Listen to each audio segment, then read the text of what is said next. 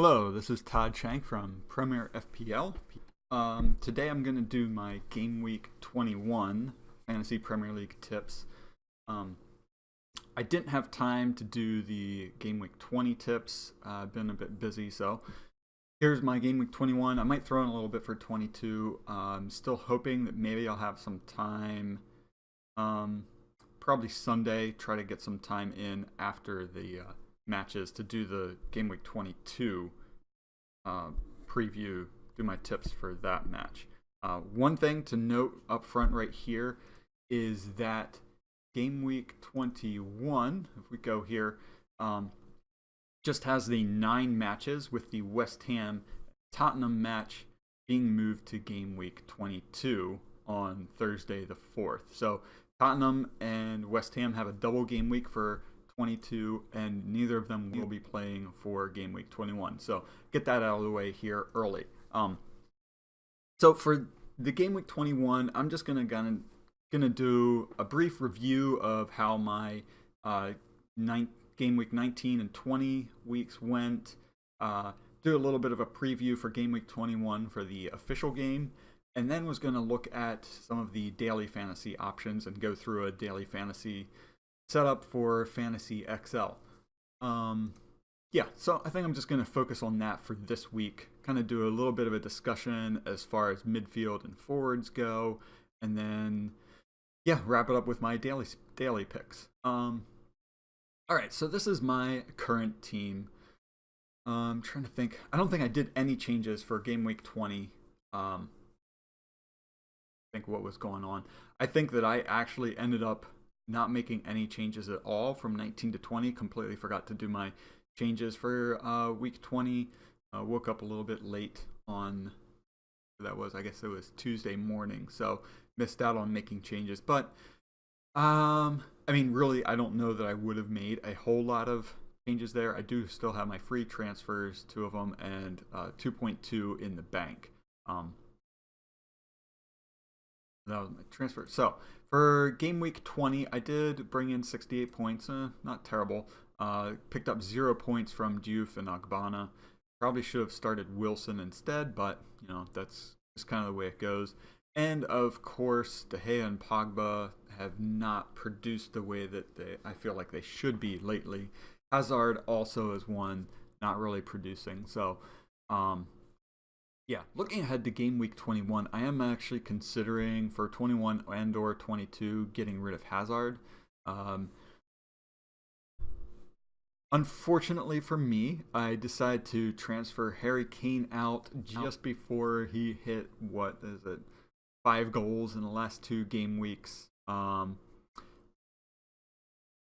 So yeah, Game Week 18 had him in there as my vice captain, and then consecutive hat tricks, 17 points each week. That would have been a huge boost for me, and I think it's one of the big reasons why I haven't really moved up in my ranking too much, because I don't have him.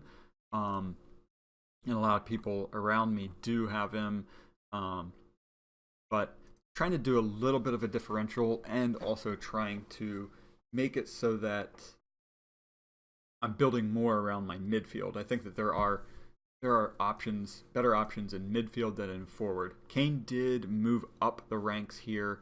Firmino is another one that has moved up recently. Been starting to pick up some more goals. Has actually 4 goals in the last 3 game weeks. And if you go back here a little bit further to Game Week 15, where he had 2 goals as well, he's starting to play a little bit better. Should pick up Salah here and look at their fixtures coming up. They aren't terrible.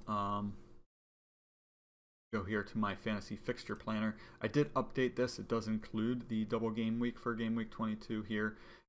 If you look at Liverpool, these grade matches here, it has more to do with who they're playing and the way that those teams are playing, and just the fact that Liverpool could score on any given day that they are gray, rather than it being a green or even a red. Man City at home, that's one, who knows how that's going to go. The way the Liverpool have been playing at home, not really allowing goals at home, it could be an interesting one. And then after that, their next toughest matches are Tottenham, and that's not until February, and then Manchester United in March. So Liverpool, definitely something to look at bringing in. I'm going to keep Salah in there. I'm going to continue to captain him. The only others that I'm really thinking about bringing in would be Firmino or Coutinho. Firmino, it's just going to be a matter of whether I bring him in or if I do go back to Kane. That is one option I have been considering, using one of my free transfers for this week just to try to unload Hazard. So actually considering unloading Hazard, maybe bring Gross back in. So if I would do that, that gives me 7 in the bank. Drop Wilson. Could do that and then also take a hit somewhere. Maybe drop Azpilicueta and bring in somebody else there. Take a -4 hit to bring in Kane. Something that I'm considering doing. If I'm going to do that, I think the best way... thinking here, what I could actually do is bring in Gross for this game week, and then that would give me my 2 free transfers for game week 22 to be able to do the Azpilicueta and Wilson, or even Diouf. Wilson has been doing well lately. Diouf has not. So dropping Azpilicueta and Diouf, bring in Harry Kane, and look at somebody else for a defender pick up in there. Anyway, like I said, I am sticking with Salah as my captain. I would say if you have Kane, you definitely want to captain him. I would go with Kane over Salah, just because if you look here at Tottenham's fixtures, now remember, don't have Kane in your team for this week, but if you have him, don't drop him. Hang on to him for this game week 22, where they do have Swansea and West Ham. It's just going to be a matter of whether there's going to be any rotation. I don't think they're going to drop. I don't think he's going to put Kane out. There is the FA Cup weekend coming up then after this, so he does actually. He'd be more likely to be rested against West Ham than Swansea, just because of the consecutive hat-trick record that he has a chance to go for. Yeah, and then even against Everton at home, that's a good one. So yeah, I'm actually thinking bringing in Kane for game week 22. Now, that might be a warning sign for you watching this out there, just because it seems like when I picked him up, I had him earlier in the season, he wasn't producing, so I dropped him, ended up scoring goals, so I picked him up again, ended up failing again, so dropped him, and of course he goes and scores double hat tricks back-to-back weeks. So if I do decide to pick him, then I would say watch out. You might want to be careful of actually taking him, just because it seems to be that I am holding him back. Now, if you do want to go with West Ham players, I guess West Brom, they're definitely a good pick for that first match of the week. Arnautovic has been playing much better under Moyes. I do have Ogbonna here. He's been doing fairly decent in defense, except for last week. And that 3-3 really did nothing. Was doing better in here previous week. So could be somebody that you could look at as far as their defenders go. Arnautovic is probably their best other pick in there that I would feel comfortable with going with taking. All right, so I think I'm gonna kind of end it there for the official game. You can find plenty of other tips out there, and I think I'm gonna move on and go to Fantasy XL. Now, I've said it before, since I am in the US, I think this is actually one of the games that I could actually play for money, but excuse me, I do prefer to just do the free games, at least for now. But it is a nice one that you could get involved in. They do have the money games that you can do. The England games here, Game of Goals is one that you could do. The other one they have is currently closed, but I'm going to do the free one here. So I was looking through some of these statistics in here. One thing here, West Brom, they currently are on an 18-game streak of not winning. So 18 games without a win.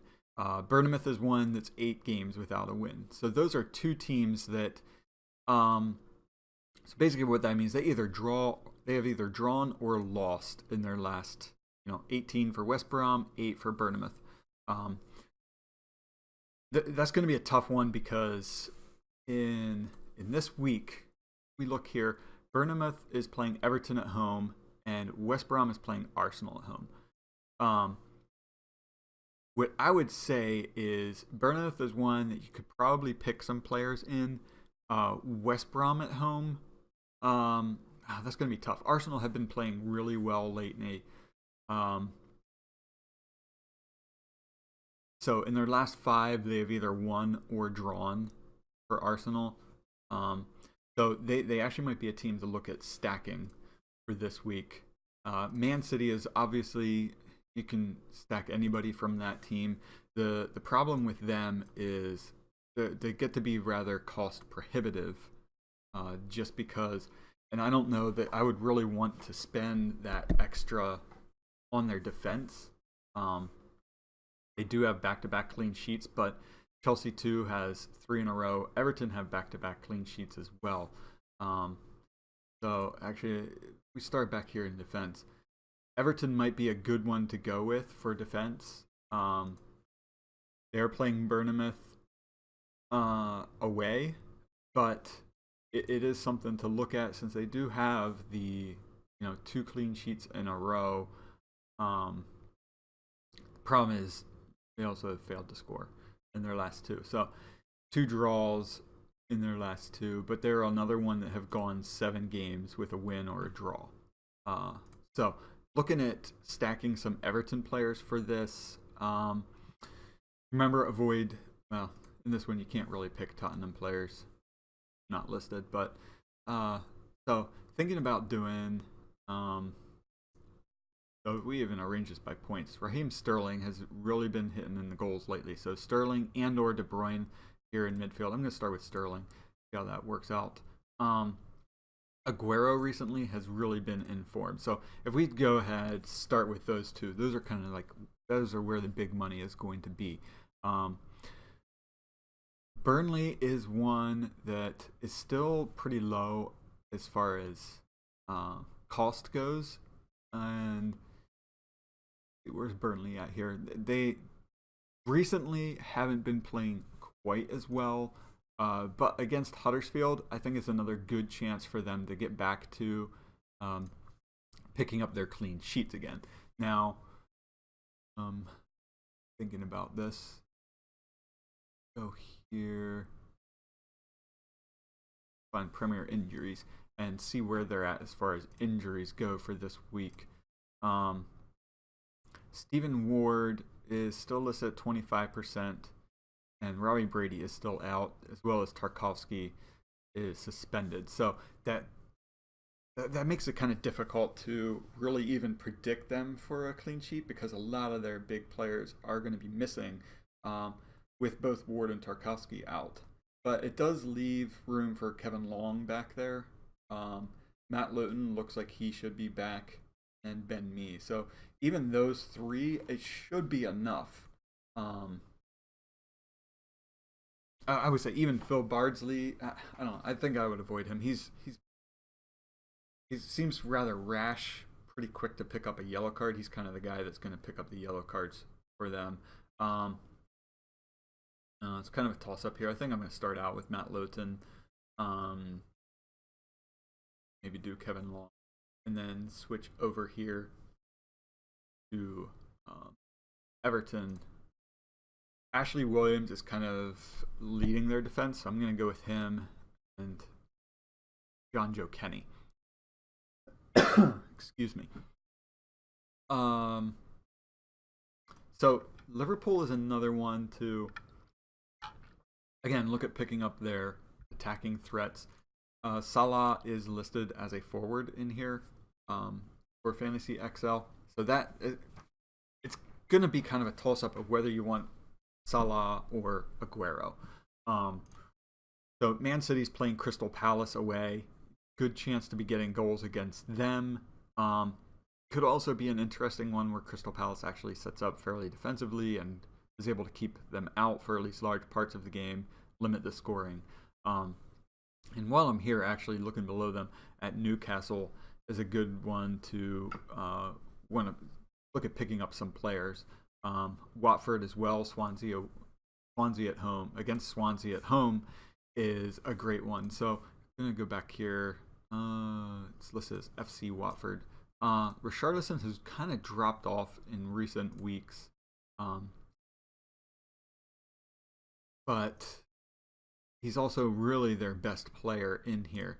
Going up against Swansea, it seems like they should be able to get goals. Good. We'll see what actually happens in that. I'm actually thinking about looking here. Chelsea. Now, the problem with Chelsea is how expensive they are. So I think Pope is probably still the best bet. Although looking at Newcastle, let's see what they're at. Elliott 6.6 is a little bit high. Pickford at 5.6, so basically the same here as Nick Pope. I'm going to go with Pope. Good chance to get some points from Pope. I'm going to go ahead and do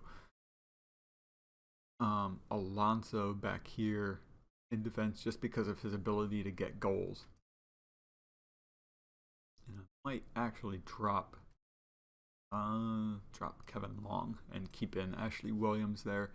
Probably go with a 3-5-2 for my setup here. Chelsea midfielders. Hazard, not been really playing quite so well lately. I only have the 21.9 if I keep Aguero and Richarlison up there along with Sterling. That doesn't give me a whole lot left. Still need to pick 4 in midfield. That's really kind of limiting me. See what Leicester City is at. Leicester City's midfield is actually pretty low here. That probably has to do with the fact that they're playing Liverpool away. Now, I'm going to go with Riyad Mahrez just because he is that kind of player that could just turn things around at any point in time. The same thing with Vardy. At 3.6, that might be worth doing more of a 3-4-3 and taking a shot with Jamie Vardy up front just to give me that extra. So that means I got 2 players with 15.5 left. You can always do a stack with some of these players. If I'm going with now Matt Rich is probably one I would go with for Newcastle, although Christian Atsu has been scoring more points for them. Otherwise, looking here, maybe doing something like Philippe Coutinho, and then clearing out some room with Sterling or Aguero here. But it's really kind of a toss-up. I don't know that I really want to stack too many Man City players just because of how much they really cost. It does make it rather cost prohibitive. Liverpool against Leicester City seems like Salah is a good pick to go with, doing more of a 3-4-3. So I do have the Jamie Vardy up there. Now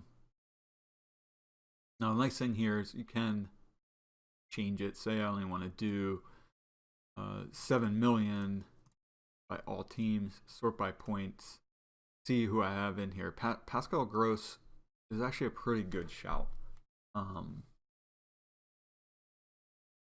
Brighton, they don't have the greatest matchup here against Newcastle, but then again, Newcastle, who knows what they're going to do. I think I am going to go with Pascal Gross in midfield here. I know some of this sounds a little bit scatter, but some of it is also kind of thinking through what I'm doing kind of on the fly. That does leave me the 10 million, almost 11 million. So bump that up a little bit, see what we have available here. Again, not a whole lot changes, but could do as Ozil with Arsenal playing West Brom. Good chance for him to get some scoring. Then again, it is Arsenal and it's Ozil. Who knows how he's really going to turn out against a team like West Brom? Could be a matter that he just doesn't really show up for that match. Yeah, still thinking here. You know, just to kind of wrap it up, I am going to go with Ozil in there. That does leave me some extra at 1.1 million in the bank. Trying to think if there's really anywhere to do some upgrades. I don't know that there really is anywhere I want to do some upgrades. I might actually here change this to 14. That would let me bring in Alexis Sanchez. So I would be stacking a bit of Arsenal in there, but Sanchez, he's looked good lately. Maybe he's trying to really put his name out there, get himself a move here in January. So I think I'm gonna put Sanchez. See that if both he and Ozil can like put their name out there, get a move here in January. So I'm gonna go with that. Enter contest now. So I'm gonna enter that one, and we'll see how that goes. Yeah. All right, so like I said, that's fantasyxl.com. I'll actually have a link for that in the notes below. Feel free to leave me a comment. Let me know if you get in there, what your team is. See if you did make any changes for your Game Week 21 here in the official game as well. So, yeah, I'm not going to make those changes just yet. I'll probably hold off, see how things go for, you know, as far as if there is going to be any rotation, if you get any hints from some of these press conferences coming up. That's also a good thing to check out is the press conferences, get the news updates from those, and see if there are any players that are going to be rested for this week. All right, so yeah, I think that wraps it up for my game